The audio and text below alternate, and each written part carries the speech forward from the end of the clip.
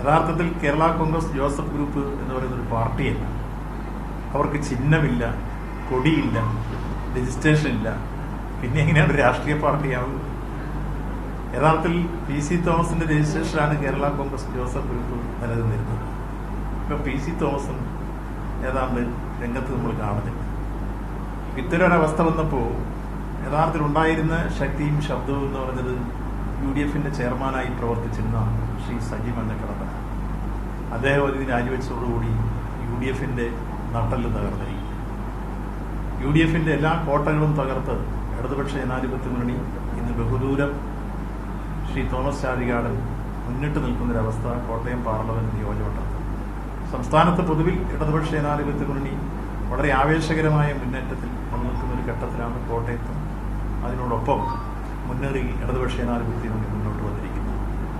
ഒരുപക്ഷെ അടുത്ത നിയമസഭാ തെരഞ്ഞെടുപ്പോടുകൂടി വംശനാശം സംഭവിക്കുന്ന പാർട്ടികളിൽ ഒന്നായി മാറിയിരിക്കുന്നത് കേരള കോൺഗ്രസ് ജോസഫ് ഗ്രൂപ്പ്. കഴിഞ്ഞ നിയമസഭാ തെരഞ്ഞെടുപ്പിൽ ചില സംഭവവികാസങ്ങൾ നമ്മൾ കണ്ടു. ചില പാർട്ടികൾക്ക് വംശനാശം സംഭവിച്ചു എന്നതുപോലെ അടുത്ത നിയമസഭാ തെരഞ്ഞെടുപ്പ് വരുമ്പോഴേക്കും അതിലൂടെയും സംഭവിക്കും. ഇപ്പോൾ UDFന്റെ കോട്ടകളിൽ എല്ലാം വലിയ തകർച്ചയുണ്ടായി.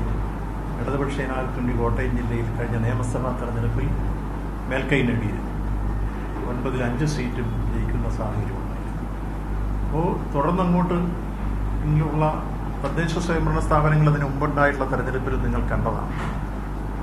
ഇടതുപക്ഷ ജനാധിപത്യ മുന്നണി ഏതാണ്ട് 72 ഗ്രാമപഞ്ചായത്തിൽ 51 നേടി വലിയ മേൽക്കൈ നേടിയിരുന്നു. ജില്ലാ പഞ്ചായത്ത് ഇടതുപക്ഷ ജനാധിപത്യ മുന്നണി നേടിയിരുന്നു. ബ്ലോക്ക് പഞ്ചായത്ത് 11-ൽ 10 ഇടതുപക്ഷ ജനാധിപത്യ മുന്നണി നേടിയിരുന്നു. അങ്ങനെ തദ്ദേശ സ്വയംഭരണ സ്ഥാപനങ്ങളെ തെരഞ്ഞെടുപ്പിന്റെ ഘട്ടം മുതൽ വലിയ മുന്നേറ്റം ഇവിടെ കോട്ടയം ജില്ലയിൽ ഉണ്ടായിരുന്നു.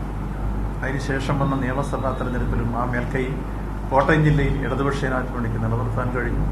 ഇപ്പൊ ഈ പാർലമെന്റ് തെരഞ്ഞെടുപ്പിലും അഭിമാനകരമായ നേട്ടം കൈവരിക്കുന്ന രൂപത്തിലേക്ക് പ്രചരണ പ്രവർത്തന രംഗത്ത് വലിയ രൂപത്തിലുള്ള മുന്നേറ്റം ഇടതുപക്ഷ ജനാധിപത്യ മുന്നണിക്ക് കൈവന്നു കഴിഞ്ഞിരിക്കുന്ന ഒരു പശ്ചാത്തലത്തിലാണ് UDFന്റെ തകർച്ചയുടെ ഒരു തുടക്കം കൂടി. ഇനിയും UDFൽ നിന്ന് പലരും രാജിവെച്ച് പുറത്തു വരും എന്ന കാര്യത്തിൽ സംശയമില്ല.